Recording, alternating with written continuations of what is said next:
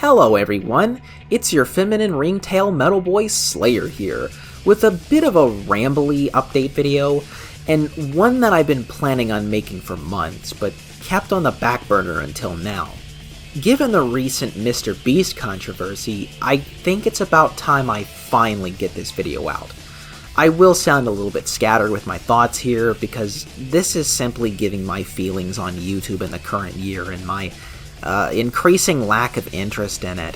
If you haven't noticed, my upload schedule has been less frequent over the past year, not only due to some things such as me doing some online classes late last year, but also just me moving my focus onto art and my webcomic series Thrash Panda, which are my current passion projects that I'm most focused in on at the moment.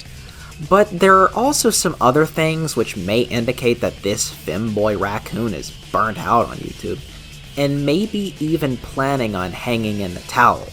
Well, the answer to that is yes and no. I will not be quitting the site completely, but I will not be posting as much as I used to. Basically, only when I really feel like making a video will I produce anything. I also, for the time being, gave up linking my Ko-fi page, and have no plans at the moment on doing a Patreon for my YouTube channel. I wasn't making any money off of my Ko-fi anyways, but I just really don't want my channel to become all about the money. Not that making money is a bad thing, but given how the site operates nowadays and the kind of compromises that you have to make just to get views anymore, I don't want to throw away my true identity just to please YouTube and viewers just to get an audience that's willing to pay me. I'm talking about the ridiculous censorship and demonetization on this site. There are infamously certain words that you can't say without your video getting buried, to the point where there are certain bands whose names I can't say on YouTube without them sending me to detention. Anybody want to listen to the unalived Kennedys? Can I even wear this death t-shirt on YouTube? It's infuriating having to listen to this constant censorship on YouTube videos. Sure, you can tell me, but YouTube's always had censorship. Yeah, well, it wasn't nearly this bad 10 years ago. Not to mention how hypocritical it is. I have heard so many stories about history documentaries getting censored and age-restricted on here, yet people spreading hateful propaganda are constantly appearing in my recommendation feed. And those bastards aren't being punished? This site is a hypocritical hellhole when it comes to dealing with harassment, hate speech, and the mountains of predators on here. Considering how hard it would be to gain a large enough audience to make decent Patreon money without me censoring my videos, I don't think this is a good route to make money off of my passion projects. I'm actually considering taking art commissions, to be honest. I do think my art has reached the point of being good enough for me to confidently draw art for other people. So when I do open commissions, I will let you all know. Despite the many problems plaguing art nowadays, mostly AI art, and I say the word art with as many finger quotes as possible, I still enjoy art. Whether it be drawing it myself, commissioning my favorite artist, or just browsing art in general.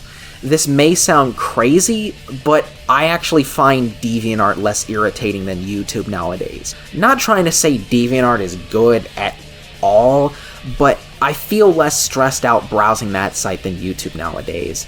My recommendation feed is almost always garbage and stuff that I don't want to see, especially YouTube Shorts. Now, I've had a thing against short-form brain rot as early as the Vine-pocalypse of 2014-2015.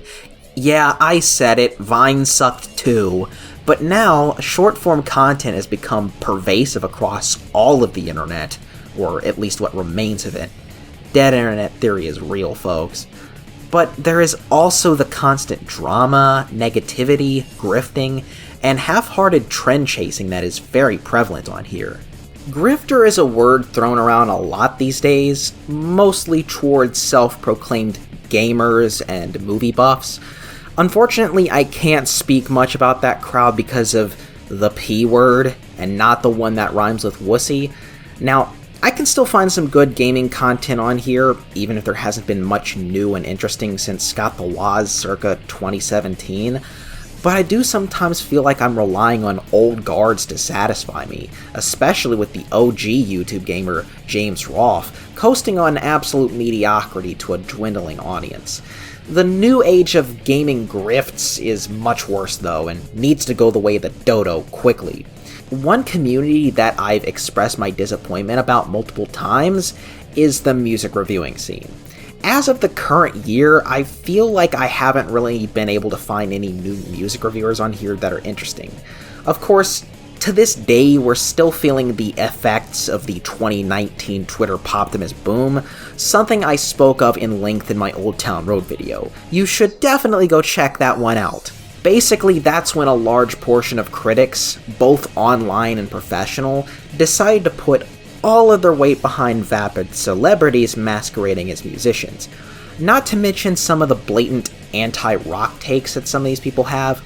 Essentially, take every hypocritical poser who ever claimed to hate capitalism on Twitter from their overpriced Apple products, put them in charge of reviewing music, almost exclusive to the mainstream, and you have Twitter poptimism in a nutshell. This may shock you, but I actually used to watch Anthony Fantano. I discovered him around 2014 or so, and actually thought he was somewhat decent up until 2019 and 2020. When I saw him on Twitter and his YouTube channel throwing so much weight behind these stinky piles, along with everyone else in the music reviewing scene, save for us metalheads, I knew that music was completely screwed. Even now, I feel like hype and drama permeates music discourse, the Kendrick versus Drake drama being more proof of that.